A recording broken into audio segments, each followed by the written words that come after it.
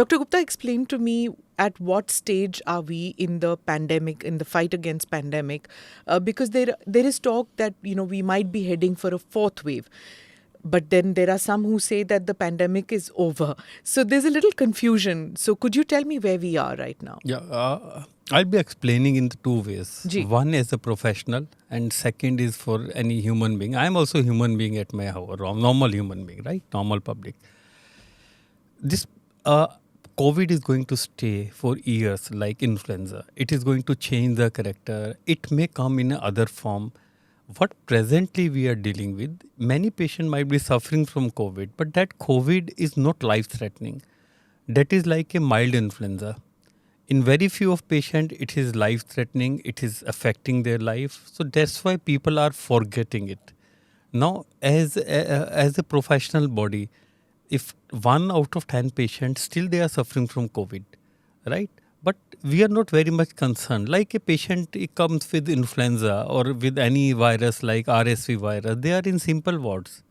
They are suffering from some respiratory infection, some small pneumonia or some asthma has got exaggerated because of that virus.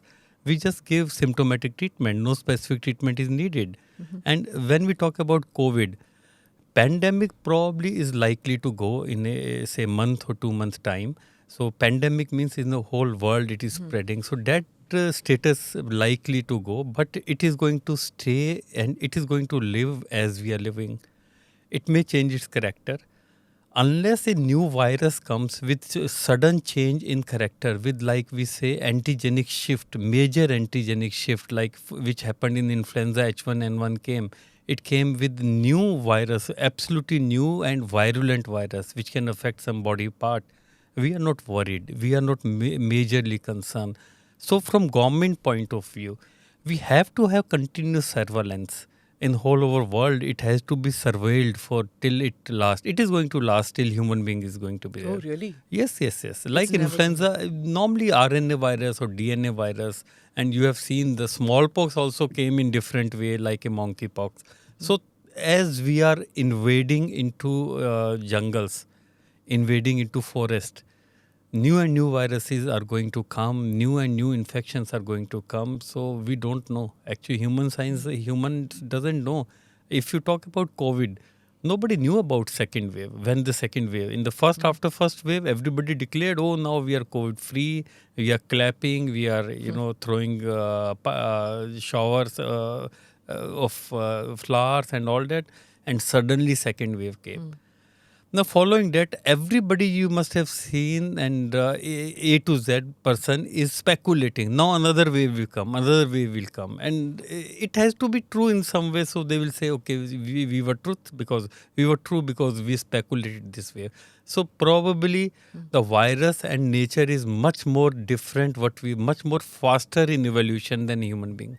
So, Doc, you were talking about, that that COVID is never really going to go away. Yeah. But you're a pediatrician, so obviously my question to you will be that what about children? Because when the Delta wave came, at that time, when the casualty figures came out, and then there was also this talk that children are not going to get as affected as adults. But when Omicron came in 2022, then we saw, and then schools reopened. So then the number of children affected were there. Now, have they got the vaccines? Have all children across the country got vaccines? And what about boosters? Do children need boosters? Yeah. Now, first question is regarding the Omicron, how it affected the pediatric age group. When we talk about first wave form, it didn't affect it directly as a viral pneumonia. But what happened after, say, 4 to 6 weeks, some inflammatory syndrome in form of MIS appeared during first and second wave. Now came the Omicron, right? Till Omicron came, pediatric age group was not vaccinated. Unfortunately, what happened during Omicron or just before Omicron, when we started vaccinated pediatric age group, our vaccine was not Omicron preventive vaccine. So it was actually waste to vaccinate the pediatric age group because Omicron was not preventable by those vaccines. And the pediatric age group, especially infants, got direct infection in form of upper respiratory tract infection or severe sort of, you can say, upper airway obstructive lesions this pediatric patient presented with, right? So there was a difference between the first and second wave that was in form of MISC, that is multisystem inflammatory syndrome, pediatric age group presented. And following that in Omicron, because of upper respiratory tract infection, we have seen many infants landing in hospitalization. But there was no MISC after Omicron. So it is little bit complicated. If I simplify the things, that pediatric pneumonias were always never been major problem in whether it was Omicron or first second pneumonia.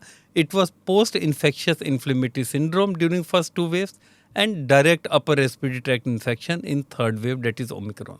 And unfortunately, none of the vaccine, even the present context, none of the vaccine is preventive for Omicron. That's why over the time you must have seen that. Only the children? No, I'm talking about in general. Oh. So we don't know what is the vaccine status. Should we get vaccine, new vaccine? Even if the new vaccine which is going to benefit Omicron, should we get it done? Because Omicron is a milder one. Thank you for joining us, Dr. Dang. Everybody needed you in the city, in Delhi during the wave, Delta wave especially. Tell me, what has been your learning curve during, the Alpha wave, the Delta wave, and now post that? Absolutely. Firstly, it's a great privilege being here. Thank you for having me. And I think the entire paradigm of diagnostics, and especially the learnings that we've had, have been paramount throughout the pandemic. And I still remember that this was just before the Delta wave. And just like a small example, our call volumes of patients calling into our customer care for collections or requests increased fivefold. And this was a time when the entire healthcare industry was actually facing the problem of their staff also falling unwell, with half the city already infected. So I think the one lesson that we got is that you can be dependent on processes but not people. And that is where actually automation and technology really actually made its way through the front door. And I think that was for the positive as well, because this was the time when at least the IVD industry or the diagnostics industry and all of healthcare in India also embraced that technology to increase throughput and also serve the masses throughout the pandemic. But apart from this also, there have been immense learnings, and not only on how to overnight scale up, and especially during that Delta wave, how to use innovative ways to collect more samples, report more samples, but also have that process dependency and not be dependent on your people, because at that time our staff was themselves, a lot of them were getting infected.